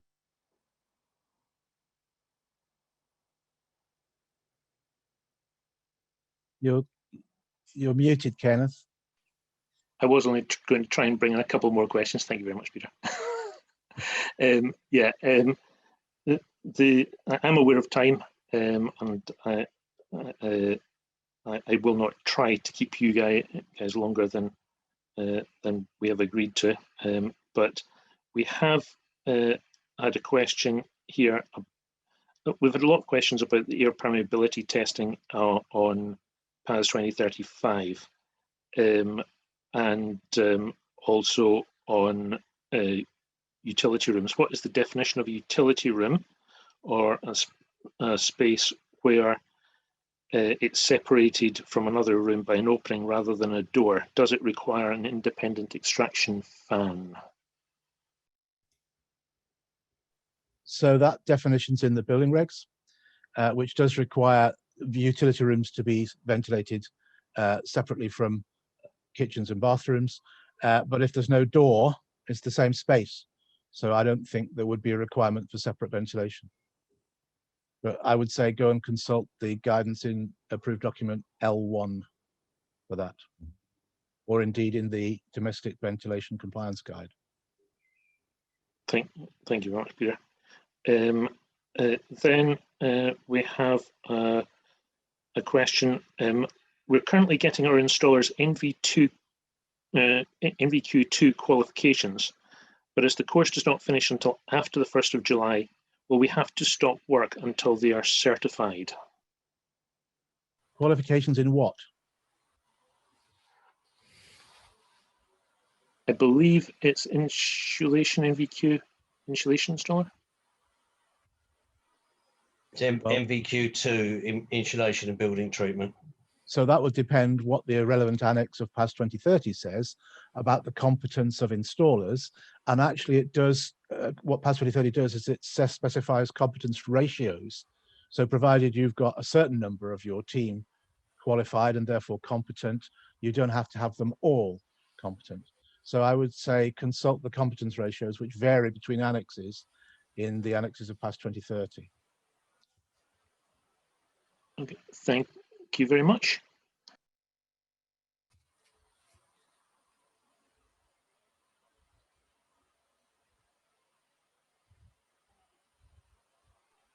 Sorry, and then we have a question on how does the air permeability part F relate to PAS 2030 standard? I know you've sort of covered this one, but okay. So building regs approved document F is about ventilation, not about air permeability. Air permeability is in L1B and L1A. So there isn't really a relationship. The building regulations are minimum standards. PAS 2035 is a good practice standard. And at the very beginning of the process of developing PAS 2035, MHCLG affirmed quite firmly that PAS 2035 should operate or should impose a higher standard than building regs. And indeed, if it didn't, there wouldn't be much point in having it. We could just refer to the building regs. So PAS 2035 does actually ask for better ventilation than the minimum standard in the building regs, not least because we've found that installations that are claimed to comply with the minimum standards of the building regs are resulting in condensation and mold and very poor internal air quality. So we tried to overcome that in PAS 2035 by asking for a little bit more in terms of capacity, control, and background ventilation. thank you very much. A quick question for Pierce. Speaking to the industry, it seems door cuts may not be completed on all doors. Are Beers going to enforce this? And if so, what is the official guidance of what is acceptable and what is not? I think the answer I gave previously was probably the answer to this question, which is that we will follow and we will audit or inspect against the design specification. But saying that, PAS and building regulations are the primary compliance requirements, as Peter just mentioned there. And the retrofit design must specify the justifiable alternative. But my understanding is that door cuts are a requirement to complete that whole house ventilation. Peter, would you agree? Yeah, the door undercuts are a requirement of PAS 2035, and so are the background ventilators, but actually both are required by building regs as well. There are one or two places where building regs says you can do without the background ventilators, but PAS disagrees with that for reasons which I can explain if necessary. But basically, the background ventilators should be there and the door undercut should be there for the design to be compliant, and indeed the installation.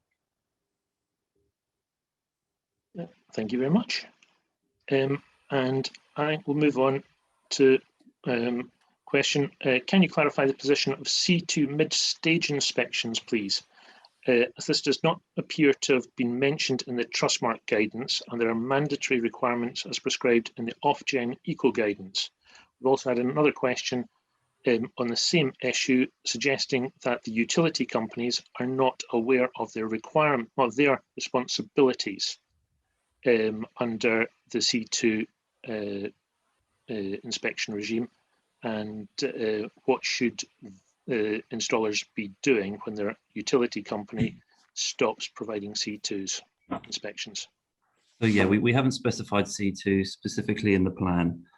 So what we're going to do is we're going to work with retrofit coordinators and kind of work with the pre-installation building inspections. And we're also going to do, I think Phil mentioned before, we're going to share data with the scheme providers so that they can audit against their UCAS requirement. So it's really done so that we can sort of focus more on the retrofit coordinator and the pre-inspection. But what we are reserving, and it's in the quality assurance document, is that if we do find some non-compliance, that as part of an action plan, potentially what we do is ask for some C2s then to see, you know, what sort of work is going on. But that is mentioned. And to answer sort of the second question is we are in constant dialogue with the energy companies, with Ofgem, and they are being updated as to the plan. And we have a call with them as well at the end of this month to sort of discuss these questions as well. That answers the question. Okay, thank you very much. And Peter Madden has his hand up, so I will take his question quickly. Go back to what we were talking about previously about ventilation and undercuts under doors. What about the fire door? I thought the whole point was to make that room fireproof, to stop any air getting into that room, to stop the fire from spreading. If you put an undercut under a fire door, you're not breaching fire regulations. Yeah, so I can answer that. So you couldn't do it then, you'd have to find an alternative route. Yeah. Such as? In fact, I'm clearer than that. Undercuts are required to all internal doors unless there's a good reason, like the fact that it's a fire door, to not do it. There are very few fire doors that are internal doors within dwellings. The undercuts are designed to allow air that's admitted in the living spaces and bedrooms to flow through the dwelling and be expelled from the dwelling through the wet spaces in order to remove the moisture. So they're also providing fresh air in the places people are sitting and sleeping. Fire doors very rarely occur internally, except possibly in some 3-story dwellings. And they usually occur in flats, between the flats and the common parts, which are... Those are properties that are relevant to people who are doing eco jobs because they're doing room in the roof jobs, 3-story. Well, sometimes room in the roof requires fire doors. And if that's the case, you can't put an undercut under it. But what you might want to do is to make sure that there is still a flow of fresh air into that room and some way for it to escape. You might have to do it in and out ventilation in the roof, for example. So stick a, right, okay. Or maybe use an SRHRV or something. Right, and before I put my hand down, Kenneth, can you address the PIV questions that are coming up on the chat room? There's about more questions on PIV than anything else there. Yeah, well, that was going to be my next comment, but if you want to ask the question yourself, please go ahead. Yeah, where are we at with PIV? I mean, most of the installers out there are thinking that they can, having read BBA standards, etc., thinking they can fit a PIV unit in the house. They don't need any background ventilation, and that will solve the ventilation issues within the property. However, we're being told that Retrofit Academy doesn't accept that. Other people don't accept that. We need to know how to move forward with this. It's sometimes impossible, well, not impossible, but sometimes difficult to start drilling into people's windows, putting vents in every bedroom, fitting mechanical ventilation in wet rooms where there's simply no space to do it, or the customer won't let you drill into their tiles or whatever else. And a PIV unit is often a very quick, easy, not the cheapest, but method of dealing with that ventilation. But we can't get an answer as to whether we can use it or can't use it. Okay, I can answer that. First of all, PIV is allowed by PAS 2035. It's very clear if you read Annex C that PIV is one of the options for continuous ventilation, and you can do it. PAS 2035 does require the background ventilators to operate because somewhere the air has to go out. When you do PIV, you're putting air in the center of the dwelling and pressurizing it, it has to go out. One of the reasons that the Retrofit Academy does not like or recommend PIV, and which was the source of a huge argument on the steering group, is that when you pressurize a dwelling, which is full of warm, moist air, there is a risk, and it's not been properly evaluated yet, that the pressure will cause the warm, moist air to enter construction voids like floor voids and loft voids and into the interstices of the construction. One of the ways you can mitigate that risk is by putting the background ventilators in to let the air out. If you have a well-sealed dwelling and no background ventilators and you use PIV, the risk of condensation and mold out of sight in construction voids and within the construction goes up. And therefore the advice would be you shouldn't do that. That's from the Retrofit Academy. The requirements of the PAS are that you put the background ventilators in. Well, just to back up on that, when you say it needs background ventilators, do you mean one in each room or one in the house? So if you've got a PI... The same number required by the building regs. And the building regs has got a, in ADF, there's a process for calculating what the effective area or the equivalent area of the background ventilators you need are. And if you don't have that, you will quite dramatically increase the risk of out of sight interstitial condensation causing condensation, mold and rot.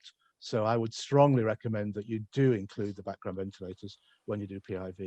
And if I can just pick up one other point, which is about the BBA certificates, almost every one of the retrofit failures in the last 10 years has involved products that have got BBA certificates. They are no use for ensuring quality. And the reason they're no use is they may have very good information in them, but people don't follow them. And the idea that there is an idea out there that if the building is leaky enough, you could get away without the background ventilators. And we've discussed that recently. The air can find its way out or find its way in through the leakiness. But the problem with that, and the reason it's not in the PAS, is that it provides a perverse incentive for unscrupulous installers to make the building deliberately leaky and make holes in it in order to avoid the ventilation requirements. And the point is we're trying to go the other way, build tight, ventilate right, and not build leaky. So we did think about that, but we decided that it's not appropriate to a best practice standard. So we still need to put a hole in every bedroom? Yeah. Even if it's a PIV unit? Most of them should have them anyway, and if they don't, they've probably been not complying with building regs when the last set of windows were put in, because trickle vents have been in there for a long time, the 1970s. Yeah, well, we're not seeing that though. No, well, then that's, I mean, I think the truth is that that's one of those issues where doing it badly is much worse. Pete, I don't think it's a case of wanting to do it badly. No, I understand, but what I was going to say is that I think the view would be we'd rather not do it than do it badly. That installing insulation and tightness measures in homes without ventilation is not going to do us any good, and it's going to cost us far more to put the problems right in the future. I totally agree with you. I totally appreciate that. But what I'm saying is, yes, we want to do it right, and yes, there's possibly enough funding, the money there for us to do it right. We're talking about eco companies here on eco funding. It's getting that over to the customer. Absolutely. To Joe Bloggs, who we're telling him we're going to make his house more efficient, we're going to save him money on his fuel bills, we're going to insulate it, put a new heating system in there, and then whack a hole in every room. Yeah, and if you didn't whack a hole in every room, they'd very quickly become almost unlivable. And we've had people in Retrofit for the Future hospitalized through inadequate ventilation in homes that have been insulated. So it's not a trivial risk, it's quite a serious risk, and we need to do it properly. And then, I mean, I think the other point in response to what you just said is that it's a bit unfair, I think, to put installers in a customer-facing role trying to persuade them to do ventilation when neither the installer nor the customer understands the need for ventilation, how critical it is and how risky it is to work without it. And the Retrofit Coordinator is supposed to be the customer-facing person. It's the Retrofit Coordinator's job to do the persuading, and if they can't do that, they're not doing their job properly. But surely most retrofit coordinators are working for the installer. Doesn't matter, they're still the person who's got to do the persuading. I mean, you need to put people there who understand the arguments, understand the ventilation, and can help to do the persuading. It may well be that we need to get more information out from government about this as well, because it's going to be an ongoing, continuing problem. Well, maybe we should have done that 6 months to a year ago, rather than doing it now when we're all going to end up with no customers to fit because they won't have holes in the windows or door. Well, I mean, I could say that about everything. We've had the PAS standard for 2 years, and it's rather interesting that all these problems are still popping up now because people haven't bothered to read them until they came to that transition assessment. So I think we need to be a bit more productive and constructive about it. We do need to persuade householders, there's no doubt about it. We do need to make the argument that the holes in the windows, the trickle vents are there for a good reason. It's to do with their health and safety and with the integrity of the building. And therefore, it's important to persuade them. I don't think it's fair to ask installers to do all that persuading, but I'm not sure quite who else beside the Retrofit Coordinator could do it. You say I'm going cutting you off there, Peter, because I'm aware of time, and we've covered this. Peter's covered this in quite a bit of detail now. Hopefully, you've got some of the answers that you need, and I do know that there are other questions on this that are coming up, and we will try and keep getting more answers on ventilation as we can, but we need to start. We need to wrap this up and bring this session to a close because we're running out of time here. But I have only one more question that has come in on this issue that I think is relevant, and that is, can mechanical vents be used in conjunction with PIV rather than having to use background ventilation holes? Why would you want to do that? If you've got a mechanical ventilation system, it does the job completely. Why would you need PIV, which just increases the risk? If you're going to use mechanical ventilation, MEV or MVHR, then you don't need the PIV. All the PIV is going to do is fight with, because PIV is an input ventilation system and all the other types are extract ventilation. So all they're going to do is fight with each other. So I would say the answer to that is no, that's not a sensible configuration. Thank you very much, Peter. I don't know how everyone is doing for time, but I don't want to detain people too much longer. So I think we'll wrap it up there. I know there are an awful lot more questions, and we will try to get answers to as many of these questions as we possibly can, and over to you in the next couple of days. But I think it's maybe worthwhile for Gary, if you want to wrap up. Very interesting. Well, I'm known for letting out a lot of hot air, so here we go. I've seen in the chat quite a lot of people suggesting we need to do a Q&A on ventilation. I agree that there's conflicts here, or there seems to be conflicts from different angles, and therefore I'll have a chat and see if we can sort something out, because I was quite worried that we might end up with a ventilation Q&A, but it seems like we need one. So leave it with me. I need to get something done ASAP on it, so I'll try and look at doing a specific Q&A. Gary, is it worth just chipping in? Because I don't think any of us that are on the panel have now got an afternoon or a day spare to sit in a dark room just responding to dozens and dozens of questions that are very, very similar in nature. Sure. Is it really that we need to move this forward and reconvene so that we can reintroduce another conversation? Because written questions just invite more and more and more written questions, in my view. And I think we need to just have a sort of sensible conversation and try and deal with them. So from a Trustmark perspective, it's always been an open offer that we will attend these sort of events, just so that we can collaborate with industry and understand more about the issues and where some of the frustrations lie, I think. There is a comprehensive ventilation guide published by the Retrofit Academy now for Centre of Excellence members, and there is a workshop that goes with it. So there's a lot of material already put out there which answers most of these questions. And I mean, I'm a bit like Phil. I could sit here answering ventilation questions every afternoon of the week, but I don't really want to do that. I've got other things to do. So I think we could refer people to what's in the Centre of Excellence's offering on that, and then perhaps more focused questions can appear.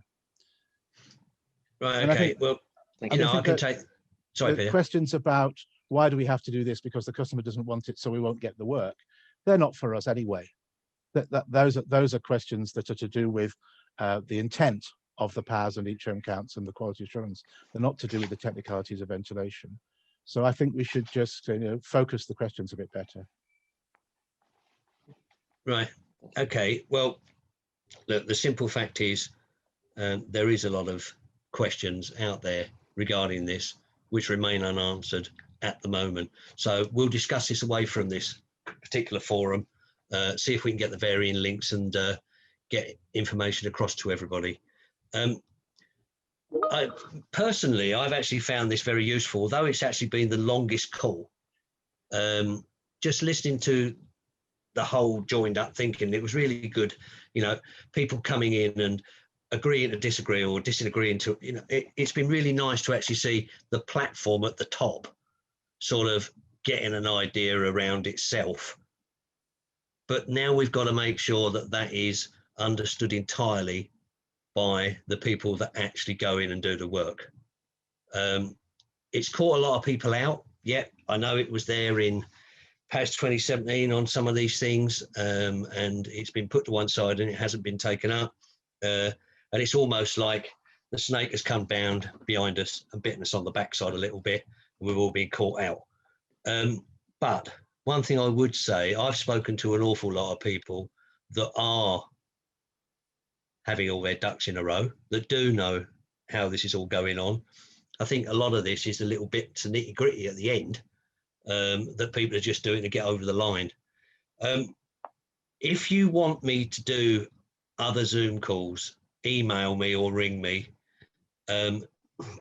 because unfortunately, as of Monday night, and the government's response, we've had to move 4 of our regional awards, Southwest, Northwest, East of England and York, for the 3rd time.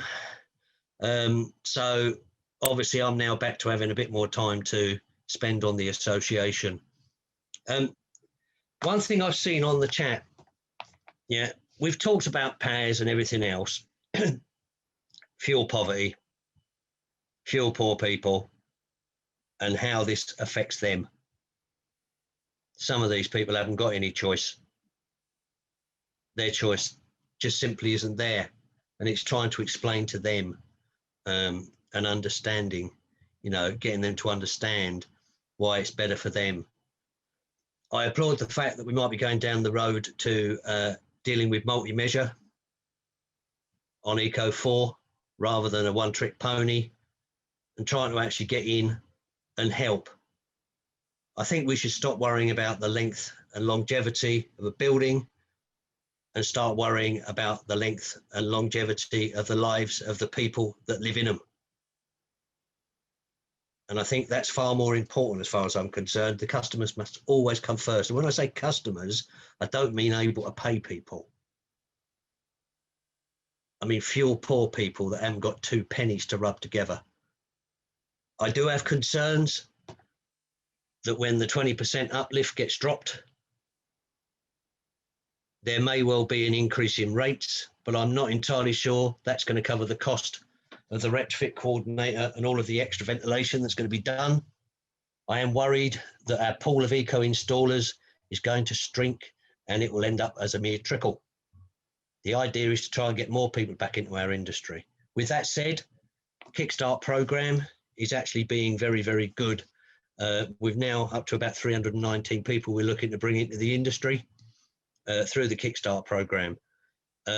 If you're interested in bringing some youngsters into your company, give me a shout, I can help you. MVQ tulip funding. Lancashire, Greater Manchester, South Yorkshire, if you've done work there, I can find 100% MVQ2 insulation and building treatment funding. I've still got some left, although some of you are sitting on this call are already involved in it. We'll do what we can to help. It's been a very interesting call. There's still a long way to go. That's evident. Peter, Martin, Mark, Neil, Nick, Nathan, thank you, and Phil, obviously, along with Mark. Thank you so much for your input and spending the time with us. Because, you know, maybe not everybody agrees with everything that's been said this afternoon, but I can guarantee you that people have gone away knowing more than they knew before they come on this call. I certainly have, and I'm not actually in the industry. You know, so if I've picked up stuff and get it, yeah, what I can't do anything about is the way some of the crap was installed decades ago. What I want to do something about is the way it's going to be installed in the damn future. Because fuel poor people don't have a choice. And it's their lives we're playing about with. On that note, I'm going to say thank you to everybody that spent a long time on this call. I hope you've got out of the call what you wanted. I know some of you have got some more to actually do. You know, at the end of the day, you know, you guys are the professionals. A lot of you have been here for a long, long time. Yeah. You do it right. And for that, I applaud you. It's not about whether we do it wrong now, because most of us, we do it right. Yeah, it's just getting your head around it all and making sure we continue to do it right. And then these guys who come in at the end to check everything don't have to do nothing. The Neils of this world, they should be unemployed. They shouldn't have anything to do, because we know we're bloody good enough to do it properly. It's just getting through the nitty gritty. There's a few rumbles along the way. Hey ho, we've been in eco for years. We must be used to it by now, surely. You've got to be brain dead to get involved with this merry-go-round, but that's what you've chosen to do. You're looking after vulnerable people. Why do you think we run on awards? Well done, guys. It's fantastic. Let's just keep doing it. I'm going to shut up. I'll happily be unemployed, Gary, if you just pay for my pension for the next 40 years. That'd be excellent. Thank you for that. I'm going to sign off. You know, it's been a good call. I've enjoyed this one. There'll be more calls over the next few weeks, no doubt. I haven't actually got any planned, I might add, because it's sort of got a little bit thrown on me that I couldn't run any awards. Hey ho, we'll have to find something to do, I suppose. Keep in touch, yeah. Let me know your thoughts, yeah, because I need guidance. You know, I don't want to. It's not for me to make the decisions what you want me to do. It's for you to tell me what you want me to do, and then I'll just orchestrate it. But from that point, I'm going to go because I've got half hour. Wales kicks off, and I live in Wales. Thank you very much, guys. Nice to see you. Take care. Thanks for the invite. Bye all. Sorry, Phil, was that? Oh, thank you for the invite and bye all. Thank you. Thank you. I just want to add something before everyone goes, and that is there was an announcement posted today by Bays on Hugs 1 and on the sustainable warmth funding available to local authorities. There's a new competition for the next round of LADs and Hugs, first round of Hugs. People might want to keep an eye on it. If you're a local authority and you're looking to do an expression of interest, the expression of interest deadline that they've announced is the 18th. That gives you 2 days, which is not very long to put in an expression of interest. There is about £350 million in total among those two schemes. But we're going to try and find out a little bit more about those schemes, and we will try and bring some sort of information to members as soon as we can, and we'll maybe do a Zoom session on LADS, the next phase of LADS and the HUGS scheme as soon as we can. So watch this space is all I will say. Thank you very much, everyone. And again, just to reiterate, thank you very much, Peter. Thank you very much, Martin, Neil, Nick, Phil, Mark, and Nathan, and Andy. And hopefully we will see you all very soon. Thank you all. Take care, guys. Thank you. Thanks, everyone. Bye-bye.